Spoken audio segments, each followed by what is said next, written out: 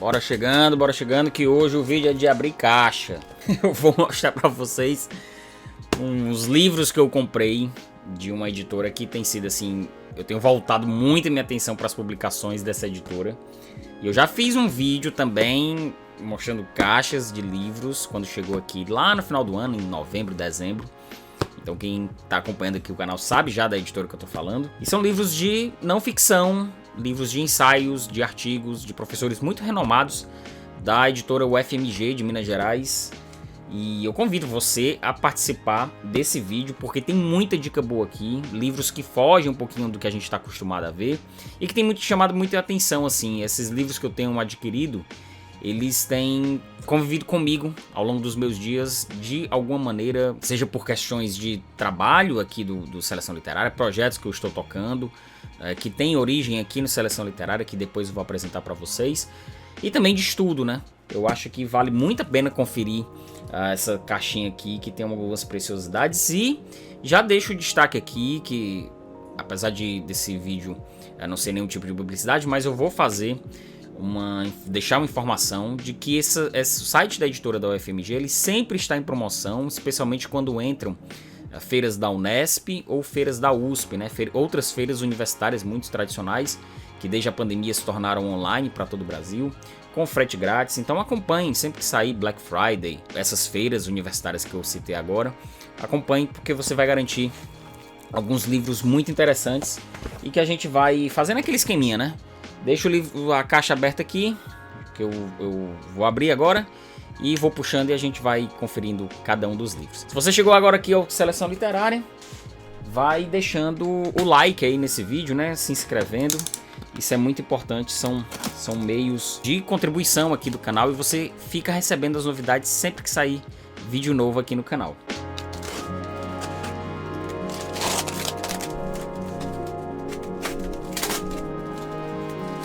Deles aqui, Memórias Videntes no Brasil, a obra de Pedro Nava.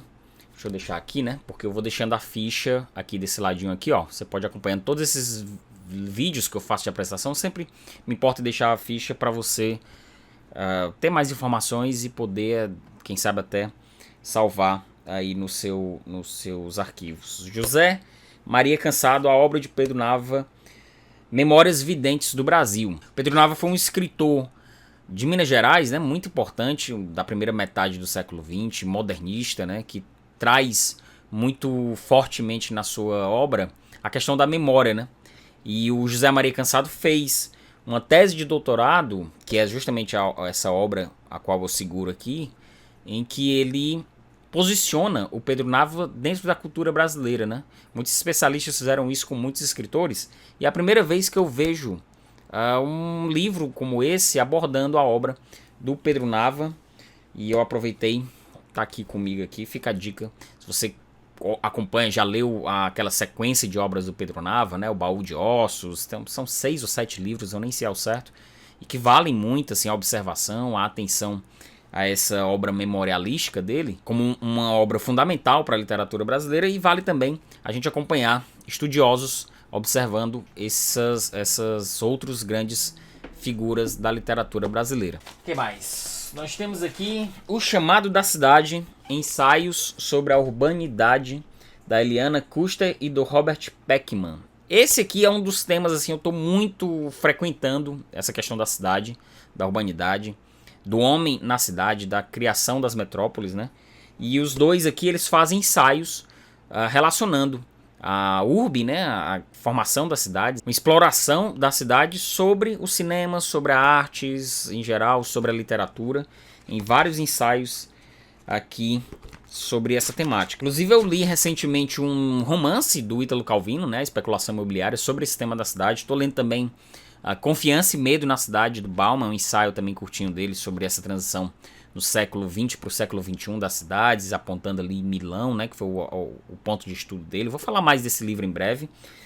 Outras coisas também estou lendo, que tem a ver com esses projetos que eu citei no início do vídeo. Estou bem interessado, assim, estou quase monotemático assim, nessas minhas curiosidades. E tá aqui O Chamado na Cidade com essa série de ensaios aqui. Estou curioso para poder ler alguns deles muito em breve. Ó, edição colorida, ó. Nem sabia, tem muitas informações aqui, muitas figuras. Imagens cubistas, a obra de arte urbana, cena de rua em Berlim, que belo quadro, ó. Deixando para vocês aí. São edições muito caprichadas, também dessa coleção Humanitas, Humanitas ou Humanitas, eu não sei, meu latim tá um pouquinho enferrujado, mas vale muito você acompanhar. Todos eles eu acho que são dessa coleção, que eu comprei dessa vez. Esse aqui é relançamento, passados citados por Jean-Luc Godard, O Olhar da História 5. Escrito pelo filósofo francês Georges Didier Huberman, um dos grandes filósofos aí da imagem, da percepção, da fenomenologia, né? O Huberman, ele pega várias citações do Godard para contar um pouco do olhar do Godard sobre o passado, né? Do ponto de vista cinematográfico, obviamente. Das montagens que o Godard fez para suas obras ficcionais, mas sempre olhando para o passado. É legal porque aqui ele se aproveita de várias citações. Por exemplo, a citação como enquadramento de frases. O texto reduzido, mas ampliável. O diálogo rompido, mas a dialética instaurada. E aí o Didier Huberman faz uma série também de outras citações, fomentando e analisando essas questões levantadas pelo Godard. E também livro ilustrado, ó. Uma série de ilustrações aqui, muito bom. Esse, apesar de ser relançamento, de ser um lançamento, ele já vinha com desconto, não igual aos outros, mas já veio com desconto e também entrou como frete grátis. Acho que se você é de Belo Horizonte e São Paulo, acho que vai ter alguns lançamentos desse aqui com os professores especialistas em imagens, semiótica, cinema, literatura, lançando esse livro. Algumas eu vi um anúncio, acho que na Don Quixote de Belo Horizonte, não sei se em maio, enfim, quando tiver saindo esse vídeo, não sei se já vai ter passado o evento. E bem, o Godard se você não sabe quem foi Jean-Luc Godard, é o artífice do cinema moderno francês, o grande nome do cinema, dentre outros, né? Também não vou dizer que é o grande nome, cinema francês moderno. Trouxe muita gente boa, né? O Bresson, Varda, o Godard, enfim. E tá aqui, tô muito interessado na leitura desse livro aqui. O Didier Huberman, eu já li outras coisas dele também. E tem muita coisa do Huberman também para ler. Acho que vale muito a pena se você se interessa por imagem, cinema, história, montagem, e mais do que isso, né? Se interessa por Godard, trazendo uma série de citações, acho que vale muito a pena você acompanhar esse livro também. Bom, e esse aqui que já estava pulando da caixa é o Monstros e Arquivos, textos críticos reunidos do crítico literário Roberto Gonzalez Echevarria, né? Eu não sei a pronúncia exatamente, organizada pela Helena Palmeiro Gonzalez. E esse livro aqui ele é uma seleção, como o próprio título diz, dos textos críticos dele, sobre esse ponto que é muito caro a ele, sobre esse termo monstro, né? Monstro e arquivos. E monstro no sentido etimológico de mostrar, né? Vou até ler um trechinho aqui da orelha. Poderíamos dizer que o monstro é um prodígio ou portento que merece ser visto ou interpretado como sinal de alguma coisa. É algo que desperta curiosidade e admiração, digno de ser contemplado por sua excepcionalidade, estranheza ou condição profética.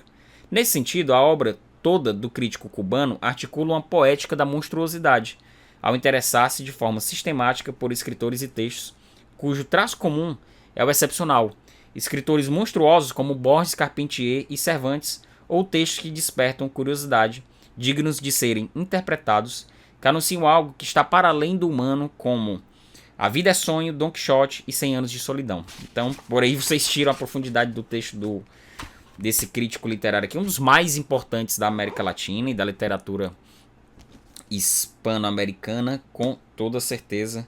E foi o primeiro livro publicado dele aqui no Brasil. Tem uma apresentação dele também, que ele fez em 2014. Então acho que vale também se você se interessa pelo tema. E tem essa capa belíssima, né? Aliás, todas essas capas dessa coleção, elas seguem um padrão muito bonito também. Eu acho necessário observar isso, sabe?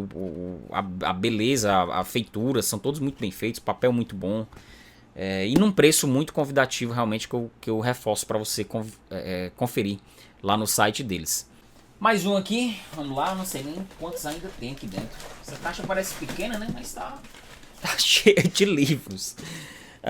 Poetas do Atlântico, Fernando Pessoa e o Modernismo Anglo-Americano, da Irene Ramalho Santos. Esse aqui é um outro estudo muito interessante, que analisa o Fernando Pessoa, que é um poeta modernista, né, mas que faz uma interconexão, assim, um intercâmbio entre os autores anglo-americanos como o Walt Whitman e o Hart Crane. E eu fiquei muito interessado em observar esse livro aqui quando eu estava montando lá o carrinho. Aí você pode até perguntar, mas como assim se o Walt Whitman, por exemplo, é antecessor ao Pessoa, né? Mas é justamente isso, porque esses autores do passado, eles podem explicar a obra modernista que viria ali no raio ali do século XX ali, do Fernando Pessoa. Então fica a observação e claro, né, faz a ligação entre as obras dos dois, aliás, dos dois não, né, do Fernando Pessoa com os vários poetas anglo-saxões, né, anglo-americanos, né. O capítulo 3 aqui é que se destina a isso, né, poetas do Atlântico, Whitman, Crane e Pessoa, como eu citei. Capítulo 4 diz aqui, centro, margem e arrogância poética, Whitman, Dixon e Pessoa. Então a gente tem uma noção aqui. O capítulo 5, intersexualidades e a ode modernista, os poemas do mar de Pessoa e Crane. O 6, poetas, anjos e o cânone, Mestre Caieiro e a ficção suprema. Então, muito interessante esse trabalho aqui. Aliás, não tem, eu estou sendo repetitivo, né, gente?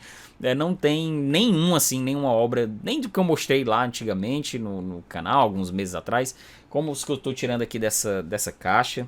Dá vontade de começar a ler todos, sabe? Mas é bom ter eles aqui ao meu alcance. É um privilégio, realmente, uns trabalhos assim que eu fico embasbacado e com a qualidade editorial muito boa da UFMG. Tem mais? Tô impressionado, tem esse outro aqui.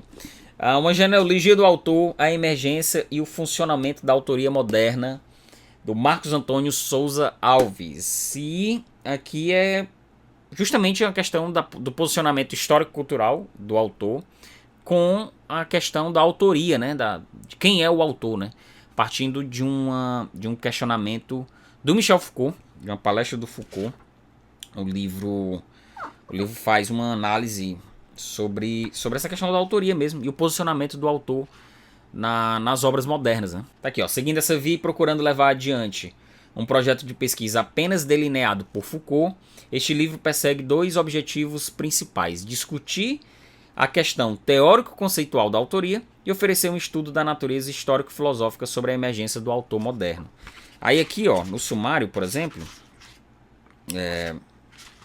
vamos atualizando Foucault, capítulo 1, funcionamento da função autor, uma história da figura autoral, o autor como transgressor, o autor como autoridade, o autor como proprietário. Acho que vale muito também pegar esses ensaios aqui para a gente discutir, até mesmo aqui no canal, sobre essa questão de autoria, uma genealogia do autor, do Marco Antônio Souza Alves. Finalizar, chegando aqui ao fim. Foucault, a arqueologia e as palavras e as coisas, né? Referência a uma obra do Foucault. 50 anos depois, Ivan Domingues. Ivan Domingues foi aluno do Foucault nos anos 80, comecinho dos anos 80, e fez sua tese de doutorado sobre as palavras e as coisas, um livro também dos anos 60, muito importante do Foucault, e faz em geral aqui nessa obra toda uma arqueologia sobre a obra do Foucault em geral. Esse livro, A Palavras e as Coisas, que aconteceu a celebração dos 50 anos dessa obra. As Palavras e as Coisas certamente não é o livro mais popular de Michel Foucault, nem era o seu preferido, mas o mais difícil e perturbador no entender de muitos estudiosos, como aliás no meu caso. Desde os meus tempos de graduação, depois de folhear suas primeiras páginas, ao descobri-lo maravilhado, citando Borges e a enciclopédia chinesa, tendo as interrogações lá encontradas sido aprofundadas quando fiz o doutorado e continuamente me acompanhado ao longo das décadas, junto com o propósito de um dia dedicar um livro inteiramente à obra genial. Tá aqui, Ivan Domingues é doutor em filosofia pela Universidade de Paris, inclusive ele estudou Collège de France, né, e apresentou seu doutorado lá em Sorbonne. Então você vê o nível da galera que escreveu esses livros aqui. É claro, tem a densidade textual, mas é o tipo de coisa que você tem que se permitir adentrar, né? Tanto nos textos, por exemplo, do Foucault, de grandes filósofos que eu citei aqui, do Didi Huberman, por exemplo, franceses inclusive, né? Da própria ficção, do Pessoa, do Whitman, que mais aqui que a gente tem aqui? Das críticas literárias do Roberto Gonzalez, das obras cinematográficas do Foucault, tem muita coisa aqui, O Chamado da Cidade, e também da obra brasileira do Pedro Nava, tá aqui, foram 6, 7 livros. Eu vou deixar em destaque aqui os valores para você, que eu acabei nem citando, né, os valores, mas vou deixar em destaque aí nos comentários os valores e os links de cada um deles, se você quiser adquiri-los. Beleza? Pessoal, deixa um comentário se vocês gostaram dessas dicas. É importante compartilhar com vocês essas obras que chegam por aqui, que são além do que as editoras enviam, né? A gente foge um pouquinho desse padrão de lançamentos de ficção, que é muito trabalhado aqui no YouTube, e a gente vai um pouquinho para um outro campo do ensaio, do artigo científico, da filosofia, do cinema, da crítica literária, que mais? Da crítica de arte em geral, né? E me conta aí se você quer mais vídeos desse tipo, de mais dicas, deixa um comentário e aproveita para se inscrever aqui no canal para ficar recebendo as novidades sempre que a gente lança um vídeo novo. E além disso, pessoal, eu agradeço demais se você chegou até o final desse vídeo. É muito importante também assistir o nosso conteúdo completo. Tudo isso são formas gratuitas de colaborar com Seleção Literária. É isso aí, pessoal. Valeu!